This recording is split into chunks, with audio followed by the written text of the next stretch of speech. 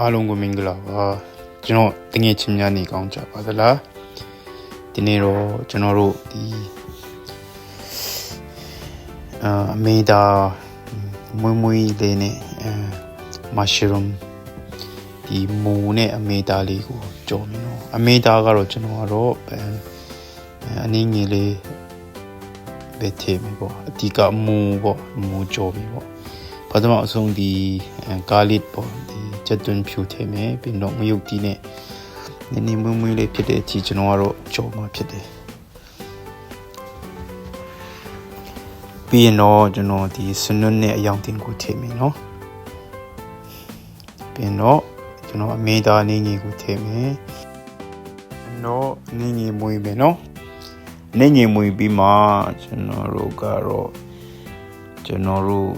ဒီချက်ချင်းနဲ့ဘာလဲဒီအမေဒါနည်းငယ်မွေးပြီးတော့နည်းနည်းလေးချက်လောက်ပြီးဆိုတဲ့အချိန်မှာကျွန်တော်တို့ချက်ချင်းနဲ့ဒီ mushroom ပေါ့မိုးဟင်းပေါ့မိုး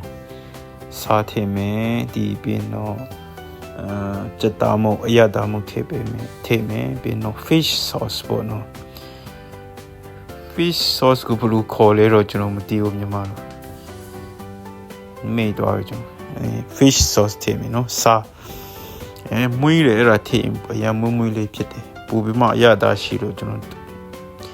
ထင်နေပေါ့နော်ပြီးတော့ရေနေထည့်မယ်ပြီးတော့ကျွန်တော်တော်တော်လေးဒီ mushroom ကိုပြော့တဲ့အထိကျွန်တော်ကတော့ချက်ပါမယ်နော်ကျွန်တော် YouTube channel လေးကိုအမြဲတမ်းအားပေးကြလို့ကျေးဇူးတင်ပါတယ်ဒီနေ့လေကျွန်တော်တို့ရေကိုကျွန်တော်ဒီမှာရေထည့်တာနည်းနည်းများသွားတယ်ဒါမှရပါတယ်ကျွန်တော်နည်းနည်းကြာလေးချက်ချင်လို့လေနော်ဒီနေ့လေးကျွန်တော်mushroom ကိုပြော့လေးပြော့အဲ့လိုဖြစ်တဲ့အထိကျွန်တော်ချက်မယ်ရေခမ်းတဲ့အထိချက်ပြီးမှ6လေးနဲ့ဖြစ်တဲ့အထိကျွန်တော်ချက်ပါဖြစ်ပါတယ်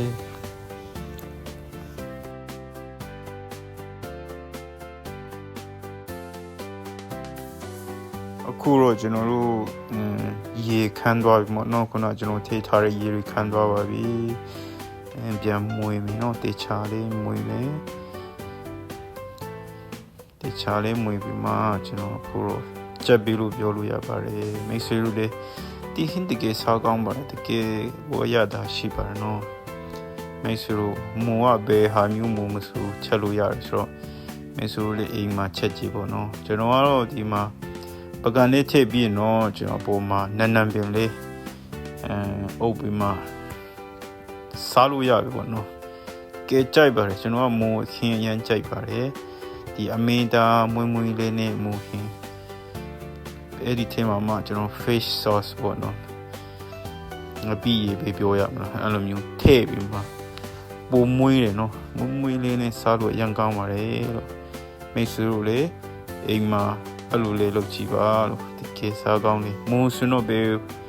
မူမျိုးစားမဆိုရတယ်တော်ကိုမိုက်ရခင်းတစ်ခွက်ဖြစ်ပါတယ်လို့ကျွန်တော် YouTube channel လေးကိုလည်းအပန်းမကြည့်နော် subscribe လုပ်ပေးဖို့လည်းတောင်းဆိုချင်ပါတယ်နော်ဗီဒီယိုလေးကိုဆုံးဖြတ်ကြည့်ပေးလို့အရင်ပဲကျေးဇူးတင်နေနောက်ဗီဒီယိုမှာပြန်ဆုံကြမယ်နော် bye bye